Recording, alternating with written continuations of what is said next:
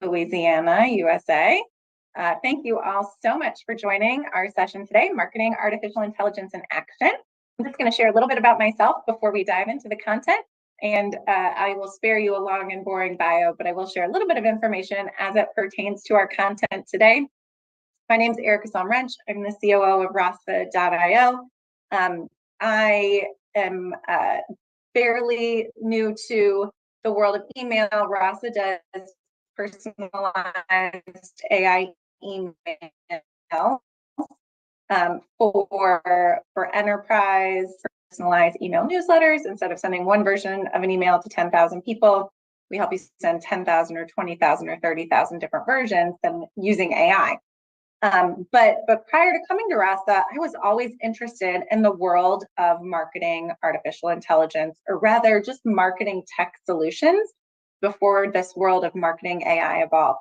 So I started my career in Tulane University's Office of Undergraduate Admission when a lot of these amazing tools were coming on the scene, MarTech tools that are household names today, like MailChimp and HubSpot and Salesforce. And I loved experimenting with the tools. And after I graduated with my MBA from Tulane, I went on to manage a team at the largest marketing agency in the Gulf South, where we did everything online. We did front end and back end web development. We did paid online advertising in all of the most popular platforms. We did search engine optimization, social media optimization. But the one thing that we steered clear of was email, because email is such a difficult tool to do quality and at scale. Usually if you're pouring your blood, sweat, and tears into an email and doing so much to enhance its quality, you're not able to send frequently enough to stay a relevant presence in your subscribers' inboxes. Conversely, if you're sending too much, you usually lose an element of quality. So when I was approached about Rasa about five and a half years ago, it made so much sense for me that AI would be so poised to disrupt the world of email. So that's what brought me to Rasa. And as far as what we're going to go through today, we're going to explore a world of marketing AI tools. There is a lot out there, so we'll talk about just how tricky it is to kind of stay on top of the latest and greatest. We're going to talk about kind of AI today and kind of how we came to where we are, what marketing artificial intelligence even is. And then the majority of our time is going to be spent talking about all of these different media and content tools, advertising tools, meeting and event tools, SEO tools, email tools, and all of the types of marketing technology and marketing AI tech that you can begin to explore today. And a lot of these tools, not all of them, but a lot of them are financially accessible, where you can even start to try them for free to kind of experiment with this technology to have it help your organization and maybe save you a little bit of time. So it's not, these aren't solutions that you need to go through a 3-month long sales process to get your hands on. Some of them you can just kind of dive into and start experimenting with right away. All right, so how did we get here? How did this world of AI just kind of blow up? It seems like it was all of a sudden, but it really wasn't. So around 2018, there was a big shift and there was a massive development in computing capabilities.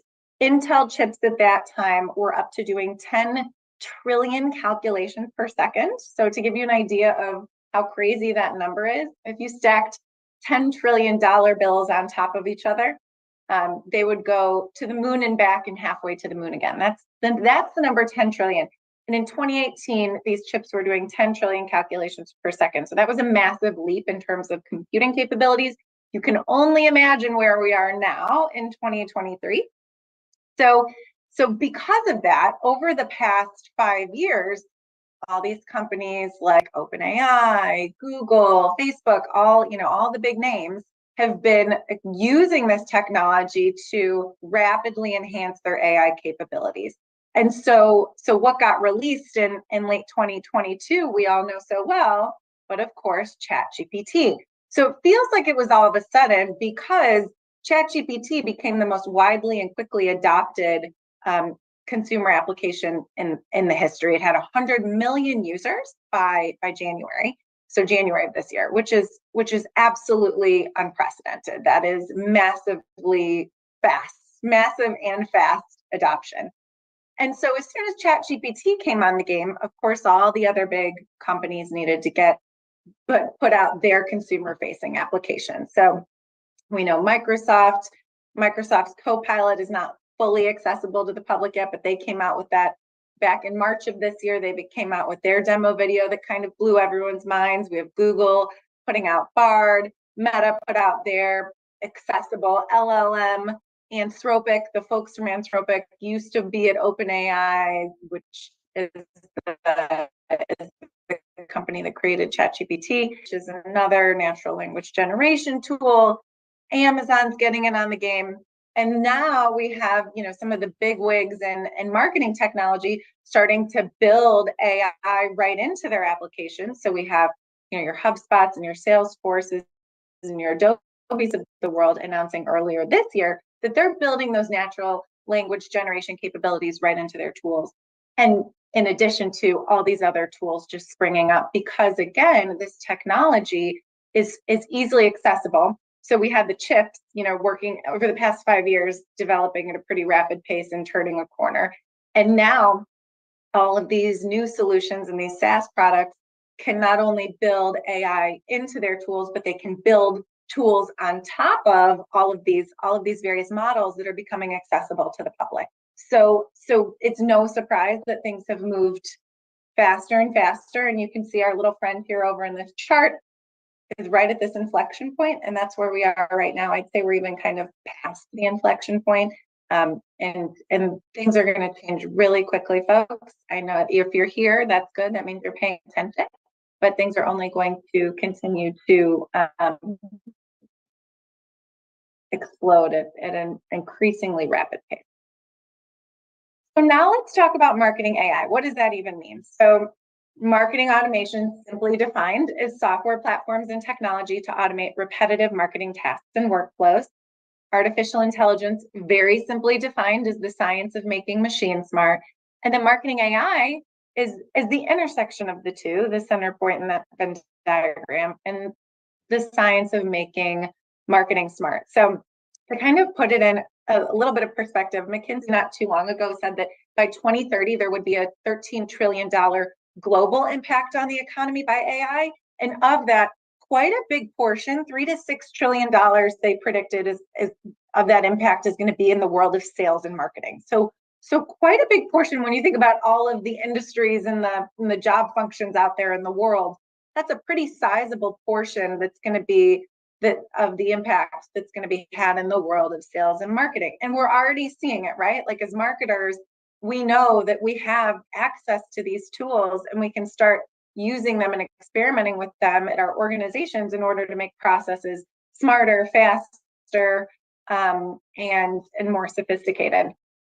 And so you might be thinking, well, oh God, and if you haven't started experimenting with these tools, you might be thinking, well, where do I start? Where do I begin? It feels pretty overwhelming. And so what I would say to you is there'd be a couple of frameworks that I think about it from the perspective of. One being this marketer to machine scale. This is a tool or a framework that I borrowed from our friends at Marketing Artificial Intelligence Institute. If you're interested in this stuff, Marketing AI Institute is a great think engine AI content producer to follow. They do an amazing podcast. Paul Reitzer is the founder of the Marketing AI Institute. He does an incredible podcast. They put it out weekly, and it kind of synthesizes all of the latest and greatest information of the week in AI because there's a lot of movement in the space. And they also do some really great training and e-learning courses. So I would definitely look to them as a resource if you're interested in staying on top of this stuff.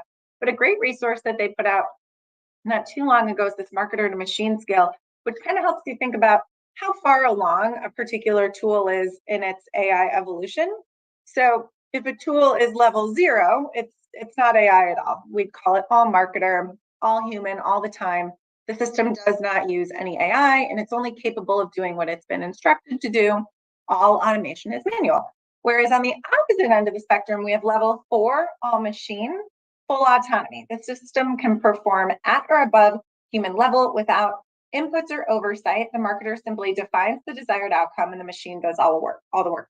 Now, prior to November 2022, when ChatGPT came on the scene, a lot of the tools that we were working with as marketers were operating in this level 2 realm, this like half and half, where the system could manage many aspects of a particular use case, but there was a lot of human intervention that was required.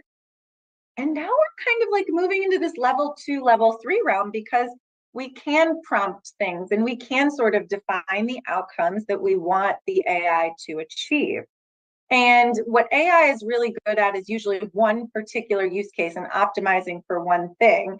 But it's becoming really powerful to build all of these AI use cases into like larger tools, like a HubSpot or a Salesforce or an Adobe. Like there's a lot of integration, and it's making it such that the marketer is having to do less and have a little bit less oversight. But this framework helps you put things in perspective as you determine kind of where a tool is in its level of sophistication. And along the lines of sophistication, that's maybe not always what you should consider in determining what kind of tools you should implement into your tech stack, because a tool can be really sophisticated. It can blow your mind with its capabilities, but ultimately you're the one having to operate it. So we always encourage people to think about what of your day-to-day workflow could you intelligently automate? And this is another great framework, and a good place to start with identifying what you can intelligently automate is starting with a time journal. Document a week, document a couple weeks, figure out where you're spending your time, write it down. Where is your time allocation going? And as you look at those hours or the recording of those hours, figure out if it's a large chunk of time, a large percentage of your overall 40 or 50 hour work week. And if it's a task that is uninspiring, that doesn't excite you and doesn't get your creative juices flowing, that's probably an area that's ripe for AI disruption. And if you can think about how to intelligently automate that and make it smarter, or if you think there's opportunity for that, there's probably already an AI tool out there that can do that. So instead of evaluating how sophisticated something is, think about what of your day-to-day could you intelligently automate. And then another framework that I'll pose is the idea of which of these two important outcomes are you going to try to optimize for? So let's say you figure out what is tedious in nature, what could save you time and also be done better and be more greatly optimized. But then you figure out, well, okay, so let's say you have 3 use cases.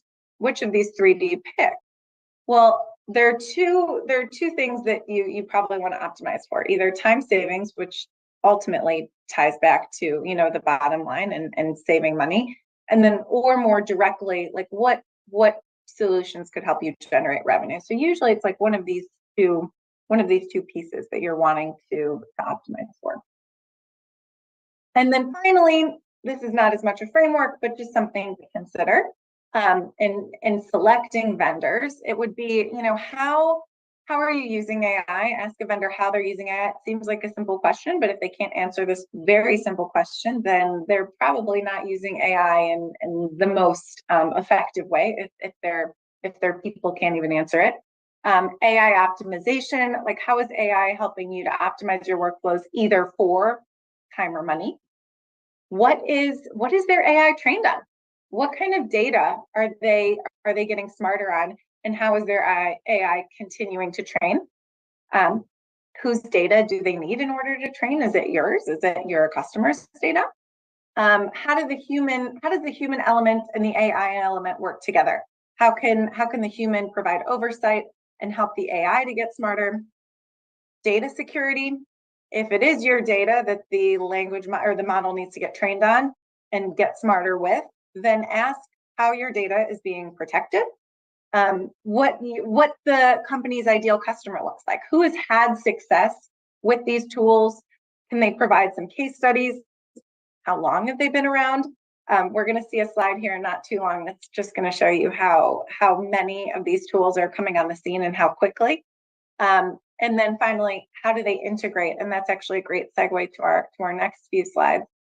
So we always tell people when they're kind of evaluating their tech stacks, because people are obviously, when they're talking to us, they're interested in email and email newsletters and optimizing for those use cases. But oftentimes email ties back to a lot of other systems. So we tell folks find one system to rule them all. What is an application that has a lot of interconnectivity and integration options with a lot of the other tools out there that you might want? So searching in the HubSpot app marketplace, the Salesforce app exchange, Adobe's marketplace, all of these larger companies allow many different applications like Rasa to talk to them, to integrate with them. And so it can keep your ecosystem, fairly contained and smart and integrated. And then last but not least, we also have our Zapier here, because even if an application doesn't have a direct integration to a HubSpot, a Salesforce, or an Adobe platform, you might be able to easily map something yourself using the Zapier marketplace, which allows thousands of different applications to connect with one another, just by way of having the Zapier integration. So, and then this is kind of just to reiterate, like the one platform to rule them all, right? HubSpot, Salesforce, Marketo. We also have Zapier. So many of these applications that you're seeing down here are directly integrated. Rasa being included in that, also Rasa being included in the Zapier ecosystem as well. And I always like to say, Zapier makes you happier. I'm running a little behind on time, so I'm going to fly through the Zapier piece. But if you haven't experimented with Zapier to connect your platforms together and make your workflow smarter, it's really cool little app. All right, and so this is kind of just to reiterate how quickly this world is changing and how quickly tools are coming on the scene. So again, when you're evaluating SaaS tools and what you are going to include in your tech stack, ask these vendors how long they've been around, look at their company history, look at their LinkedIn. I always like to grab a screenshot of this Futurepedia directory before I do this talk. This one was a screen grab from just about an hour ago. Nine new AI tools have gotten added into the Futurepedia ecosystem just today. and then as you can see, Ross is in here. There are quite a few tools in here, but oh my goodness, hundreds of thousands. And this Futurepedia database, or rather directory of AI tools, hasn't even been around for that long, and now it has hundreds of thousands of applications represented within it. So this stuff is moving really fast, and it's definitely worth paying attention to. All right, so without further ado, hopefully I haven't overwhelmed you all quite yet. This is the part of the presentation that hopefully makes you feel like things are a little more accessible and that these experiments are a little bit more tangible. What I'll also say is that I have gotten the feedback in the past that this presentation feels like it's drinking from a fire hose in a good way. But hey, let's go ahead and dive in, and we'll also make the recording available to you for folks who are interested in like kind of going back, rewatching, and figuring out what makes most sense in terms of a first use case. All right, so let's start with media and content generation tools. So a lot of the stuff that you guys have probably been already exposed to, it probably resides in the realm of media and content generation. So like your ChatGPTs, your DALL-Es, your image generators. So I like to kind of dive in and experiment a little bit. We're going to start with the tool called Runway. So Runway does a lot of cool stuff. They do text to image generation. So like what a DALL-E would do. Actually, you know what? I'm going to go back. We're going to start with DALL-E here for a second. So DALL-E, for those of you who haven't seen it, if you're someone who always is like going to those stock image sites to find an image to include with your blog, for example, you might want to consider like a DALL-E, or there are a lot of other image generators now on the block that can create new unique images for you to tie along with the new web pages that you publish, as opposed to going to those stock imagery sites where all the content's the same, it's generic, and everyone has the same images, and every person looks the same. So let's a seaside view with dark blue water and a semi-cloudy sky with mountains in the background. I haven't tried this one before. These prompts tend to get better with the more detail that you add. Hopefully this one is nice. It might be cartoon-like, it might be real picture-like. But there we go, beautiful. These are brand new, completely original images. They are picture-like as opposed to cartoon-like, which is an evolution. I think if I did this probably 3 or 4 months ago, they would be like a little bit more cartoon-looking. But even in the evolution of Valley in just the past few months, they've gotten better and better. So pretty cool. You can also see all the history of all the imagery I've generated in the past.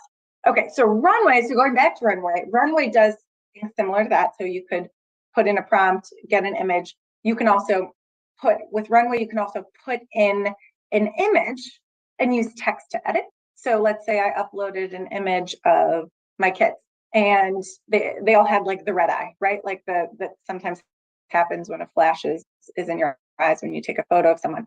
You could prompt Runway and say, please remove the red eye from the eyes in this photo, and it would do that. So just with a few sentences. So you can imagine what's going to happen in the world of people who are trained on Adobe and Photoshop. A lot of that's going to be able to be done with just a written prompt, as opposed to maybe mastering the software. So now what Runway just launched about 2 months ago is text to video and also image to video. So what I'm going to do is I'm going to upload a file of a beautiful image of Hanauma Bay in Hawaii. And it is just a gorgeous image. I'm going to upload that. I'm going to say generate a 4-second video. Hopefully it doesn't tell me to pay. Okay, so it tells me to wait about a minute. So we're going to go do something else. And then we're going to come back and we're 11%. Let's see how quickly it goes. 21. Okay, so we're going to wait a moment. So again, I grabbed a video or grabbed an image of Hanauma Bay, uploaded it to Runway, and now Runway is going to turn it into a 4-second video. Now, again, it's just a 4-second clip, so it's not going to be like a mind-blowing motion picture here, but it's pretty amazing now what's possible. You can imagine that even in just a year down the line, you're going to be able to upload any photo and say, create a video off of this photo to a lot of these tools.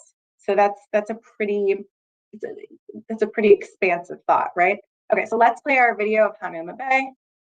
There we go. And now it's just one image, but it created, think about how many frames it takes to turn something into a 4-second video. It's pretty amazing. The water's moving, you see it's expanding upon the scene. Like this wasn't the entire, it's making new frames off of this frame. Pretty powerful. All right, so now we're going to go out of Runway. This is pretty cool. This next one, this is one that I just came about on probably only a couple of weeks ago. Okay, so this is the chairman of RASA, and he recorded a video in English. And now this is a very international audience on this webinar, because this is a webinar that we're doing sponsored by the International Advertising Association. So this is a great example for you folks, because it is, again, an international audience on this webinar. So let's listen to our chairman, who speaks English, do a few seconds of his English video, and then we're going to hear him speak in some other languages. And he does other languages that he does not speak. So here we go. So here's the English video, a few seconds. Hey, this is Amit Nagarajan. I thought I'd try something different with this update. I want to share with you some thoughts about latent assets. Basically, it's stuff that you're not using. So it's something of value, an asset, that you basically have sitting on a shelf, sitting in a closet, or maybe in your attic. All right, so that's about 18 seconds of that English singing video. Let's listen to me speak Spanish, a language that he does not speak. Hola, soy Amit Nagarajan. Quiero compartir contigo pensamientos sobre activos latentes. Básicamente, Do it again. 私はアミット・ナガラジャンです。潜在的な資産についての考え And を。 again, Meet does not speak any of these languages native. Salut, je suis Amit Nagarajan. Je souhaite partager mes réflexions sur les actifs latents avec vous. Hey, this is Amit Nagarajan. I thought I'd try something different So with there this. we go. Pretty amazing. And this HeyGen tool, not that expensive to get started with. So you could imagine you have maybe an English asset or an asset in another language, and you need to repurpose it for an international audience or an audience in a different country. And now you can do that with AI. You don't need to hire someone who speaks that language. Hola, All right. So we talked a little bit about DALL-E. We did a DALL-E image. There are a few others of those on the scene. So we won't go too much more into DALL-E. I did that experiment. Now we're going to talk a little bit about Lensa. So Lensa is a good example of something that you can use if you have a remote team or a hybrid team. So at Rasa, we're fully remote. We have people that work for Rasa all over the world. And we sometimes go into an office, but generally we're fully remote. And we have an office that we can go into, I should say, but generally we're fully remote. And we have a lot of clients who are also like hybrid or fully remote.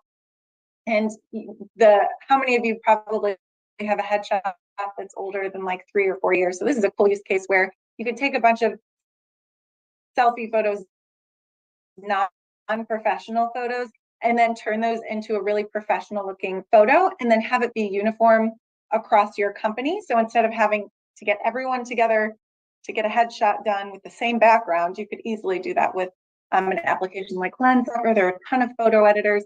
You could take like a really antique looking photo and revitalize it and make it look much more modern. So there are a lot of incredible photo editors out there. I'm not going to go too deep into ChatGPT. I think just because in the interest of time, I think most of you folks are pretty well aware of what's possible with ChatGPT. I am going to pop into Bard really quick.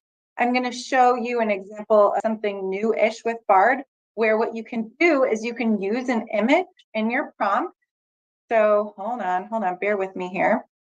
So I'm going to say, you know what? I didn't, let me, hold on. Let's find a really good shot here. So what you can do is you can take a photo. So let's say you had a photo of a dog. Oh, here we go. I found what I wanted to use. Okay. So this is a painting by the famous artist Juan Muro. And I'm going to say, tell me about this painting to Bard. And it's going to be able to read the image, read my prompt, and share some information. So let's see what we get. So you can imagine these text generators, these language generators, these bards, these quads, these ChatGPTs. Look at this. It looked at the painting. It knows not only the artist, it knows the name of the painting, when it was created, where it is on display, NYC, how big it is. I mean, it's that it's exemplary of the artist's work. I mean, pretty amazing just by looking. So just imagine what's going to be possible here in the next few months, few years, when these AIs can just look at an image and decipher so much information off of with those models. So that's a little bit about Bard. Back when I created this presentation, it took that long for the runway video to generate, the one of Hanuma Bay, but we already got it. We got it in just a few seconds. But just a few months ago when I did this presentation, it took like 3 or 4 minutes to generate, and now it's generating in a minute. Pretty unbelievable. All right, so let's talk some more about some language generators. So let's talk about Jasper. This is a great one. So if you don't want to go to a ChatGPT and generically say like, hey, create some copy for an AI newsletter company, what you can do with a Jasper is we could train it on Rasa's website, for example, So it would learn our style, our tone, how we write copy in order for it to help us create social media posts, blog topic ideas, blog posts, and help you create copy in a more elevated way that's more fine-tuned to your own organization's voice. Similar with Shortly AI, and also similar with, what's this other one that I have in here? Oh, Smart Copy. So these are two things similar to Jasper. I'd say Jasper is probably like the leader in this space as it stands. And then audio editing. Okay, so you've already seen the page gen example of what's possible with audio. But what's possible with a tool like Descript, I'm going to kind of just dive into this so you can easily hear an example, is a pretty next level way to edit your podcast. So if any of you have podcasts at your organizations as part of your marketing strategies, you might be outsourcing an editor, an audio editor, to make those files sound really nice and to make your podcast sound really good. But with a tool like Descript, you just have it ingest the audio file, and then you can just use type to do those edits. So you can get rid of your likes, your ums, your uhs, make yourself sound smarter, add in a word you didn't say, remove a word that you didn't want to say, and have all of those things be just with the type of a keyboard. So just to give you an example, let's do our before. So these nuggets are made from chicken, but they're made to emulate the taste of like So this guy's not non-chicken that nuggets. convincing, right? He doesn't sound like he really knows what he's talking about. But after Script removes his uhs and his ums, he sounds a lot better. So these nuggets are made from chicken, but they're made to emulate the taste of non-chicken nuggets. Sounds so much better, right? So Descript, I think, starts at a pretty reasonable price point too. I think just about 20 or 30 bucks a month. All right. Next things next. Okay, Air AI. This is a tool. Tools like a lot of tools like this are coming on the market that will allow you to make calls that sound like you and call prospects. Maybe if you have a sales team within your organization, Air AI could be a way that you start making calls to prospects without you having to actually dial and actually speak, which is pretty powerful. Leave the voicemail. So you train an Air AI on your voice, and then it can interact with folks with the power of artificial intelligence. Oh. Hey, James. Yeah, who's this? Hey, James. It's Alexander from Tesla Motors. That's an How's your AI. day going That's not so really far? James. So it's pretty cool stuff. You guys get the idea. All right. So now let's talk about AI for advertising. So there are a few tools I want to talk about. One is called Ad Creative. So this Ad Creative, what it does is you upload a few assets, a few pieces for it to train on, and then it's going to make a bunch of iterations off your ad. It's going to make different sizes. It's going to use different colors. It's going to use different copy in order to create a bunch of different variations of your display ads or the ads that you need to use in your social media ads, your email ads, your website ads, etc. So that can be a really tedious process for a graphic designer to do a bunch of different sizes and variations of an ad. This is going to do that using AI. Albert AI is a way that you can use AI to help manage your campaigns and switch out ads and creative on your campaigns automatically using AI. So a lot of the first examples that we went through were the natural language generation examples, not natural language generation, but just content generation examples. So images, videos, audio, script, written content. But another powerful way that AI can be used in marketing is like the automated iteration on campaigns. So oftentimes as marketers, we launch a campaign, we go to the data, we see like, how did it do? Maybe we A/B test a couple things. We see like what performed better. What does the data mean? Then we have to interpret that data. And then we need to like take action on that data. And that cycle gets really tedious. And I mean, to be completely honest, I think a lot gets lost in that cycle. And sometimes people don't always do it or go to the data or interpret the data or act on the data. So what a lot of these new tools on the scene help you do is optimize that cycle.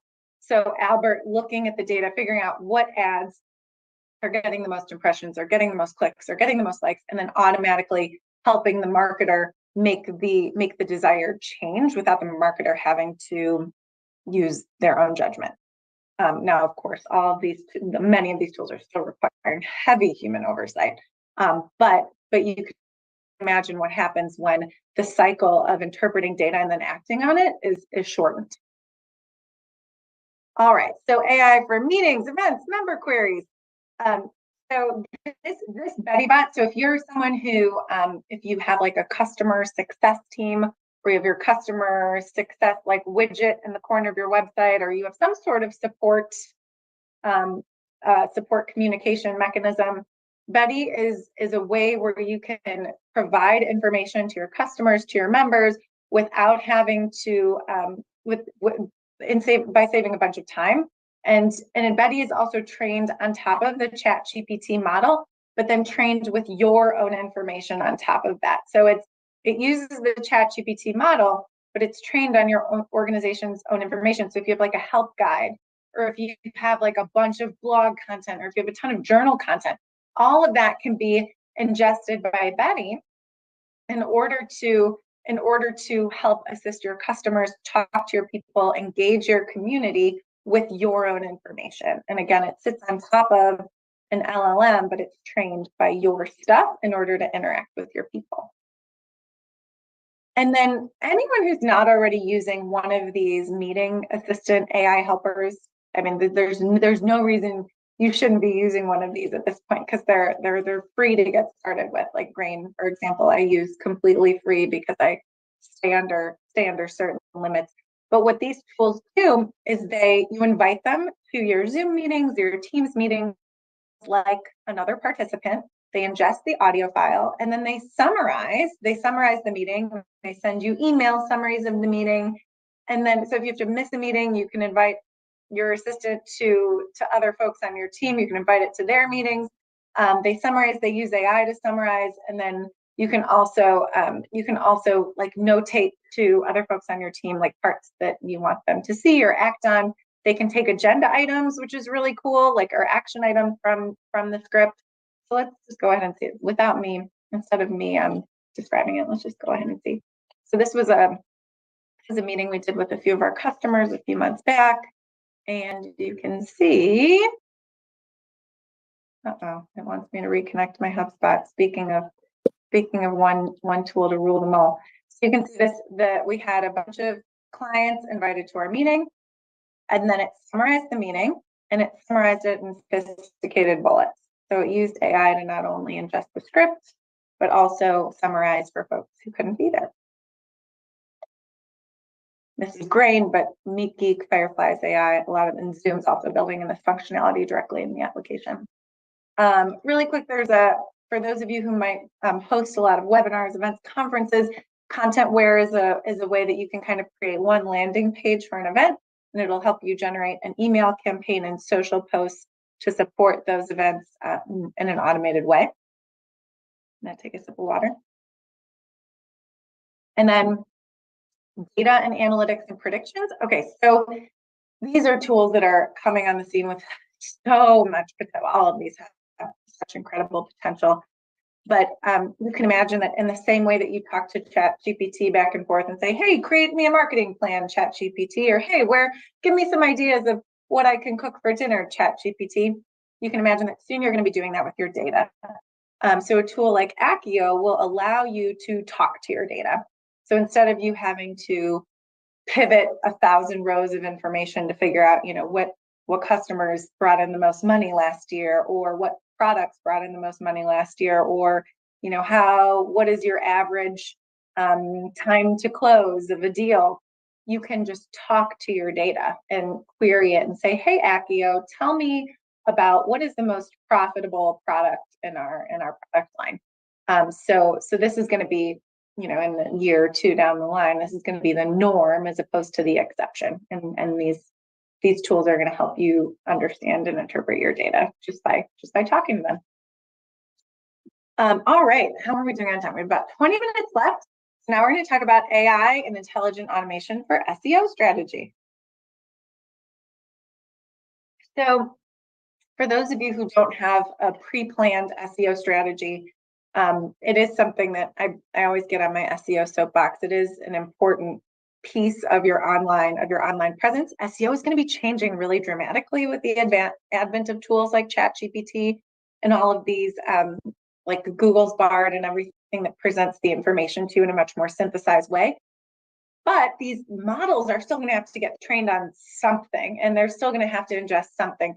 So making sure that you tell the search engines or whatever tool of the future what your website is about so that people can discover you is going to be important in some way or another. I don't think any of us know what the real future of like SEO is going to look like, but rest assured, you're going to have to somehow inform these crawlers or these models what your realm is about, what your website's about, what your company is about. So Ally AI. So if you're starting from scratch and you haven't been diligent about your meta descriptions or your SEO title tags or your image title tags or your backend coding to completely optimize for SEO, Ally AI helps you automate some of those optimizations. So looking at your meta description, your H1s, your H2s, is your title too short? Is your title too long? All of these kind of like basic SEO inputs that as you publish a website page by page aren't that hard to do. But when you're going back and you're having to, optimize, call it 3,000 pages or 10,000 pages, it becomes much more overwhelming. So an Ally AI can help you with those automated optimizations using AI. Market Muse is an AI tool that allows you to optimize your written content so that it can best be understood by search engines, models, etc. So when you're figuring out kind of like what to write a page about or what to write a blog about, and you pick your keyword and you say, well, a lot of people are searching for AI newsletter.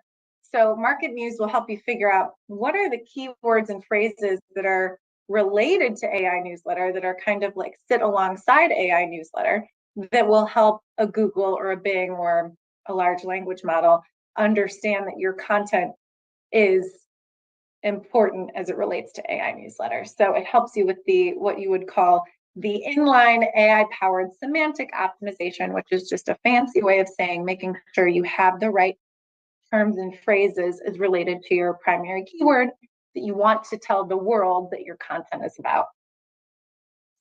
And then kind of going even a further step back, I should actually probably like reorder these SEO slides. If you're just kind of starting from scratch and figuring out, what to even write a blog about or what kind of content should be on your website, this really cool site called Answer the Public helps you generate blog topics. So what I'm going to do is we're going to do another let's try it. We're going to go to Answer the Public. It used to be totally free, entirely free, as many queries as you wanted. Now it starts to cost you. So you can what Answer the Public does is it synthesizes all of the search information using AI to share what people's most important and most prominent queries are. So let's say I was a dog food brand. Let's make dog food.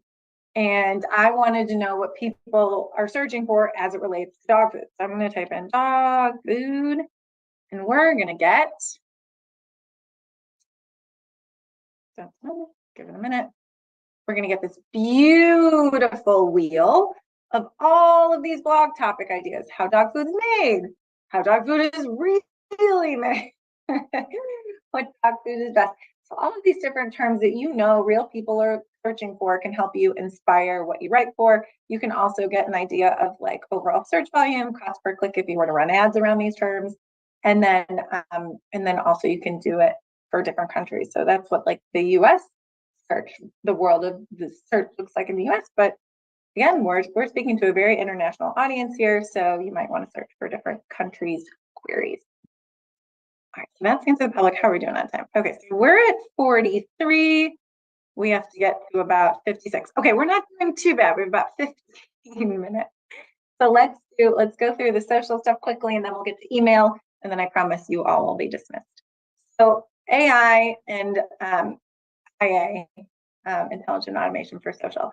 So Sprout Social is a pretty popular tool that's been around since my days at the marketing agency, or digital marketing agency, I should say, and it does a lot of things really well, like scheduling, RSS syndication. aggregate analytics and monitoring of all of your networks across, your Facebook, your Instagram, all the things. But it's also starting to build in its own AI features. So natural language generation, so helping you respond to people's comments using AI. It also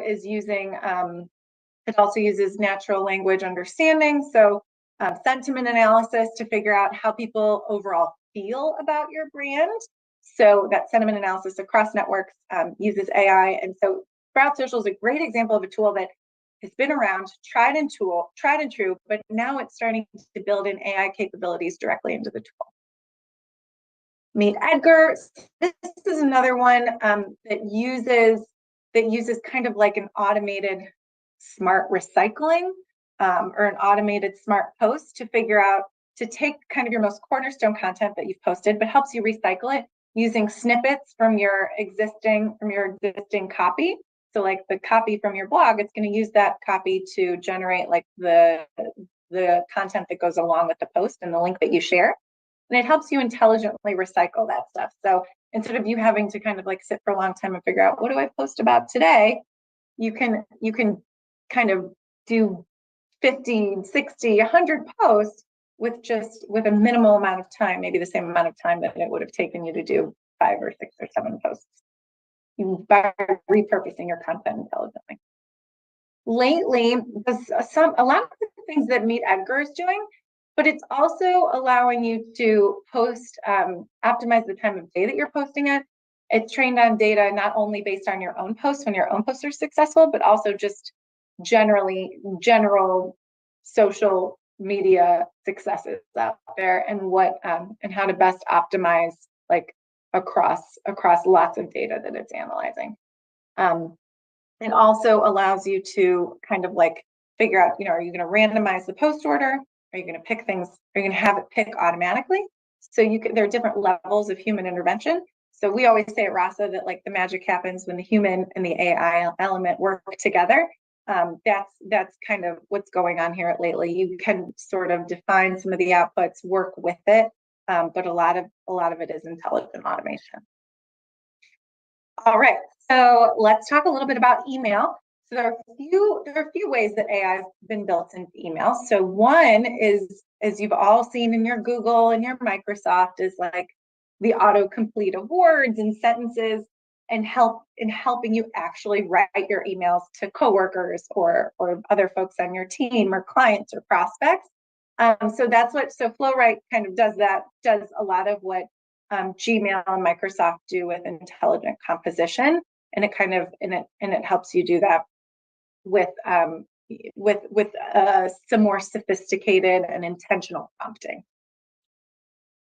Compose AI, similar to FlowWrite, again, you get to kind of define a little bit more around your prompt, and it helps you write your emails.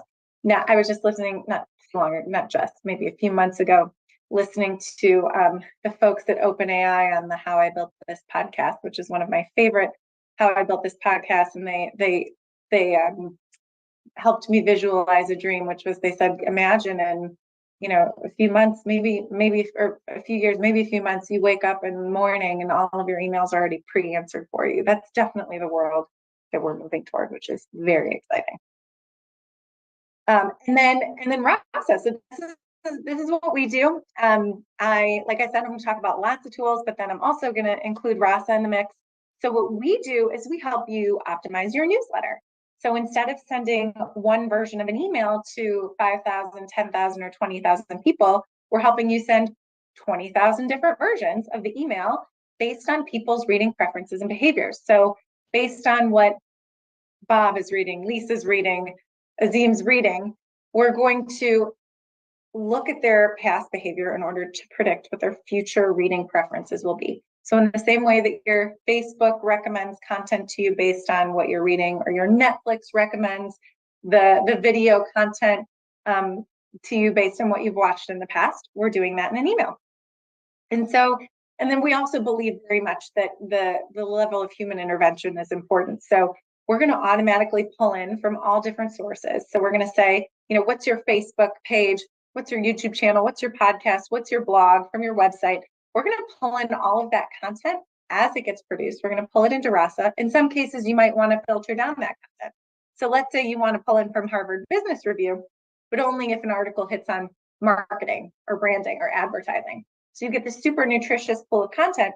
And then we're going to say, from all of those articles, we're going to pick the 5 most relevant for Erica, or the 5 most relevant for Colton, or the 5 most relevant for Gina, based on people's reading preferences and behaviors.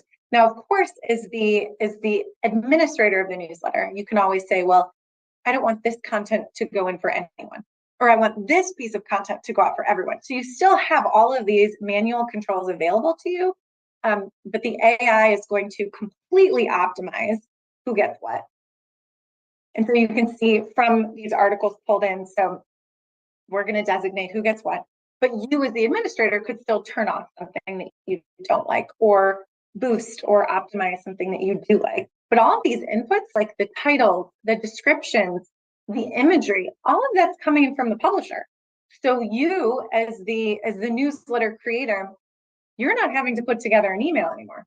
You're not having to lay out an email, rewrite article titles, rewrite descriptions. All of that is done by the AI. We're writing the individual code for each and every email using the inputs from the publisher. Now, of course, you can massage all of these, tweak them, do what you want, but ultimately, we're going to be placing it so that you, as the newsletter doer, can save a ton of time. We did the newsletter for the International Advertising Association that you all probably received. We do the newsletter for the American Marketing Association as well. They place their internal content at the top. That's kind of a configuration that they have. And then the rest of the content is going to figure out, well, what kind of marketer is Dan? Is he a graphic designer? What kind of marketer is Lisa? Is she over an online ads team? And as they change, as their preferences change and as they evolve as marketers, the AI is going to figure that out and evolve their email preferences with them. These are just some visual examples. We can completely customize your template if you like. Make sure that you have the ad spaces that you need, the sections that you need, the spaces for content that you need, and kind of make it fit for the needs of your organization. We also, like many of the tools that we explored today, have additional AI generation tools built into the platform, so you can use AI or ChatGPT to create your introduction, your conclusion, and help you write the content for your newsletter as well. So what our clients find to be very beneficial about the platform is that they get such increased engagement because they're personalizing content. You know, the same way your Facebook feed, your Facebook gets your eyes, your Netflix gets your eyes and your attention. We're doing that in an email because we're personalizing it. Automation and scale. So subscribers love our emails because they're personalized for them, but the actual administrators and the newsletters doers and the marketers love our email platform because it saves them a ton of time. Because the task that was once super tedious, putting together the newsletter, becomes much more streamlined. And then as far as data and insights go, you do have the opportunity to connect Rasa to a HubSpot or a Salesforce, and then get back into your HubSpot or Salesforce real-time insights on your subscribers. So is Erica interested in marketing or AI or branding or advertising? That can go right into your CRM as I interact with that kind of content. And then a lot of our clients also have like promotional content within their newsletters, and that promotional content, because it's alongside the most relevant content for the individual, becomes so much more widely seen, gets lots more impressions, lots more engagement, because again, it's alongside personalized information. So with that, I'm getting you on here a few minutes early. I want to thank you all very much for participating today. Hopefully you learned a little bit of information about what's out there in the world of marketing AI tools.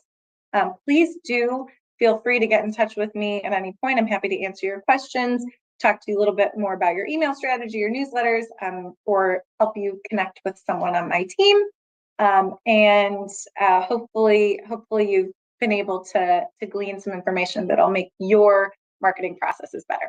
So thank you all very much. Have a great rest of your day, and hopefully we'll be in touch soon. Thanks everyone. Take care. Bye-bye.